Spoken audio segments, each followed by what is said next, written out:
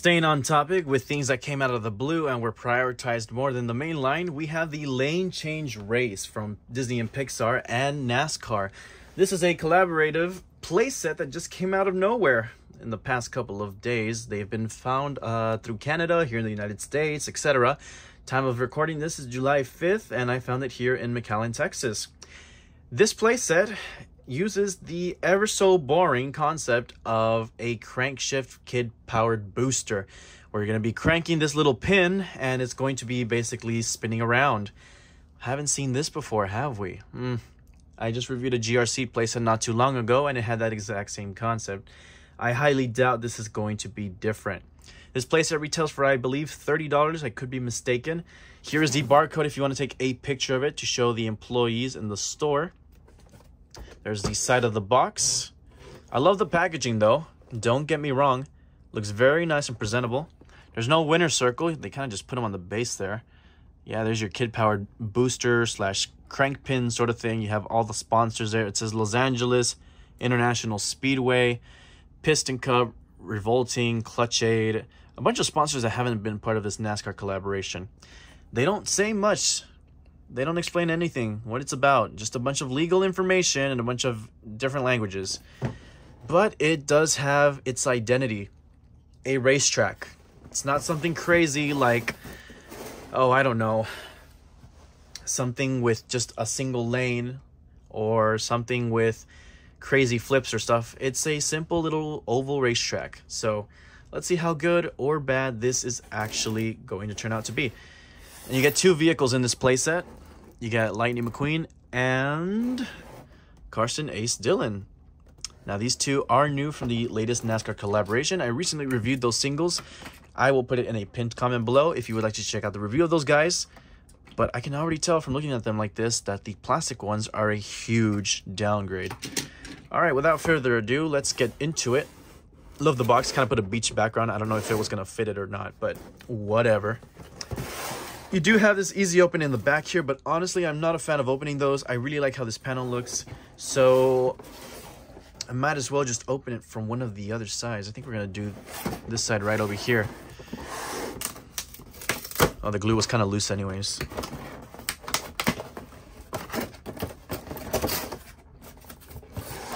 Oh, is this thing already built? What the? Okay, well that takes up the majority of the box space. You have this piece. Instructions and everyone's favorite stickers that we're going to be putting on crookedly because we're clumsy like that. And a bunch of tracks that seem to be stuck in there. And my favorite part, cardboard. Okay, that's essentially everything. Now, for the vehicles, if I can even get inside there, there's these little plastic tabs holding them in place. If you just pull them at the right angle. There we go. Bust right open. I know some people in the comments are probably like, whoa, how'd you do that? Muscle memory, I guess. Oh, Dylan just fell straight into the floor. Okay, well, not a lot of pieces. I think I could probably build this without looking at the instructions, but I still will in the form of a time lapse. So let's get to it.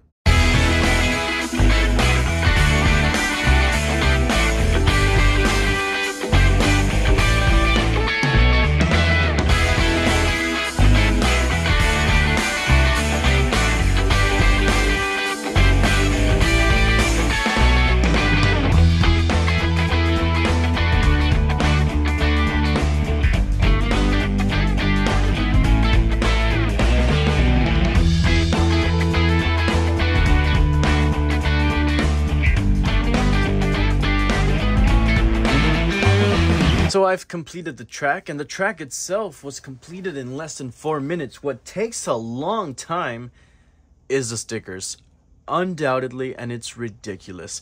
You'd think for someone who's paying $30 for this set that it would already come detailed, but no. Rank up the prices of these sets and have the consumer put the decals and stuff that really makes it pop yourselves. Putting them on yourselves, isn't that nice? I feel like Call me a complainer all you want, but I feel like the parents are going to stand with me on this one. Wouldn't you prefer having the set already built so you can just build it in like 5 minutes and hand it to your kiddo? I can tell you this right now, and I'm sure many parents are going to stand with me on this one. No kid who's itching to get this set open is going to wait for the parent to put the decals on this. I'm sorry, that's just not happening. Me personally, if I was getting this as a kid, I would wait maybe like a minute max for my parents to put the decals on. After that, I'm quitting. You better give me the set. I want to play with it. That's what I bought it for. Or that's what you bought it for me for, in the case of my parents, right? If I was a kid. But in essence, the details are nice. It's just a shame that you have to put them on yourself and they don't come already placed for you. Especially this back portion right here, which I actually really like. It's well detailed. But the problem is you're the one who details all of this. Believe it or not, every single piece of this is a sticker. Everything. You can see how this one I even put on kind of crooked because I was just shaking the whole time trying to put them on straight. Everything. These windows, these brown pieces of the roof, this, each individual one of these, that bell, whatever the heck that is, the entrance to the Speedway from the first Cars movie, the Piston Cup logos, more windows, all of this. This right here, the little arrows on the... Bro, everything is a damn sticker. There was not a single thing that was painted on for you already. The only thing that kind of pops without decals is that Piston Cup thing there. Other than that, don't put anything on it. Don't put a single decal, and you can't even tell this is a Cars track. That's how bad it is. It's pretty ridiculous. I don't understand what the benefit besides budget cuts is in doing this, but I feel like it's just demotivating doing stuff like this, let alone putting plastic vehicles in the set, which, by the way, here they are, Dylan and Lightning McQueen, which we will quickly compare to the diecast. Starting with Lightning McQueen here, he does have a different expression to the metal one. No metallic finish, very simplistic looking.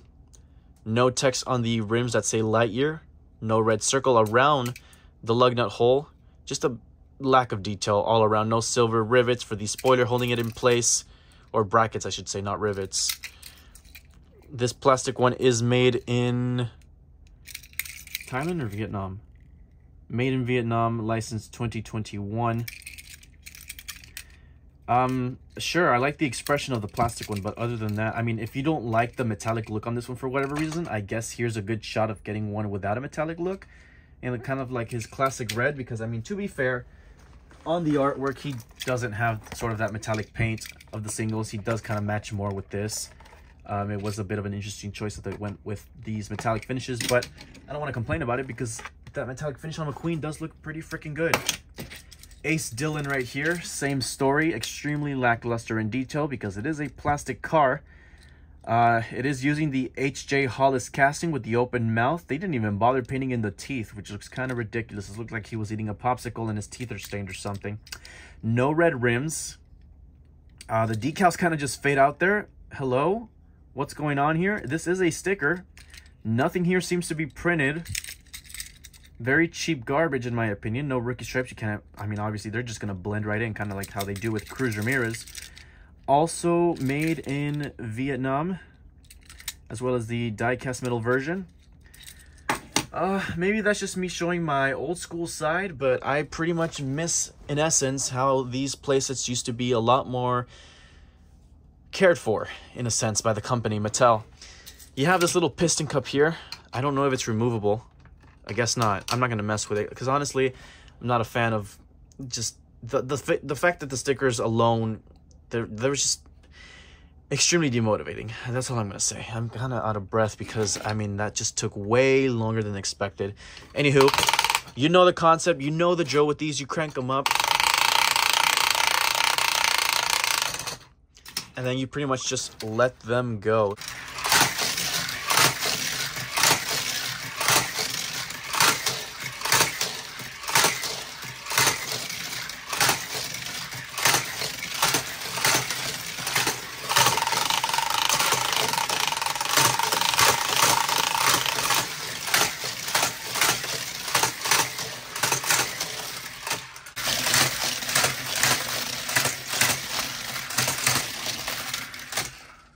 they gotta get stuck there for some reason. I suppose if gravity serves right, if one car goes too high and another goes too low, it definitely could have some overtaking action, but most of the time I think they're just gonna get it stuck right there. And there.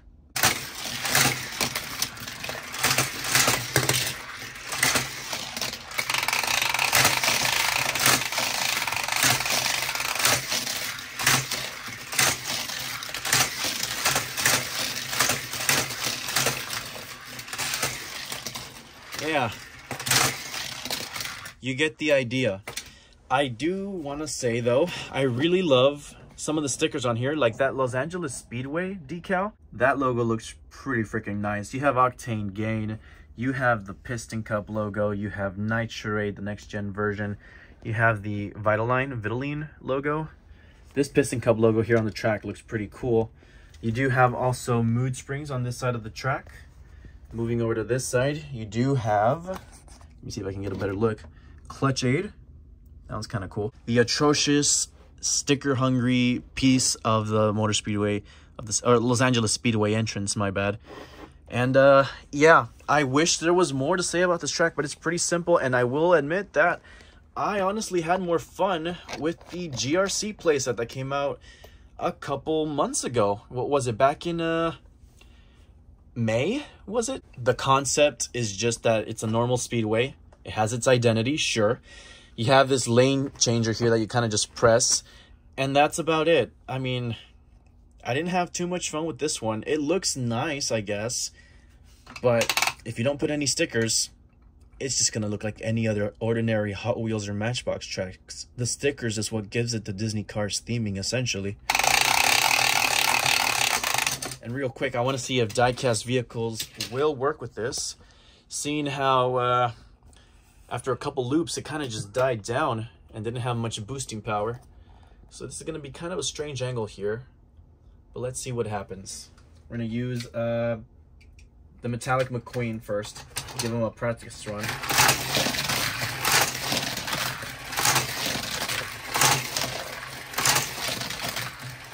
Put another one.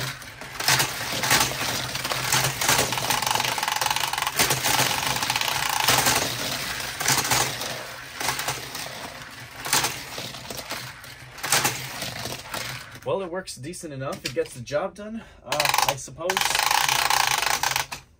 So it will work with diecast.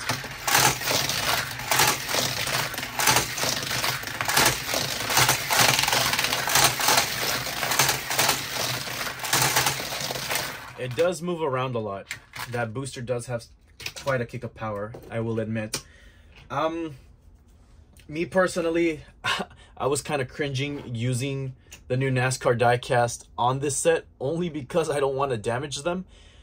So my personal recommendation to anyone who is going to be picking up this set, use only the plastic vehicles. Honestly, I would hate for you to ruin these beautiful metallic finishes on these guys. Parents, if you're looking to get this for your kiddo, it's an okay set. It's not that exciting. It's just a normal circle.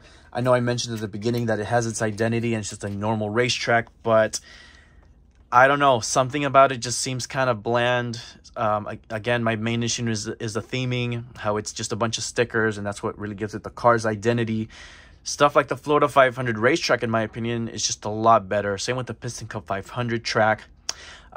If you really don't want to chip the paint of these die-cast collectibles, I would say go with the color changers. They are also plastic and work just as well. Anywho, let me know your thoughts on this set. Sorry if it came off a little bit negative, but I keep it real here. Piston Cup Productions signing out, and I will see you all next time.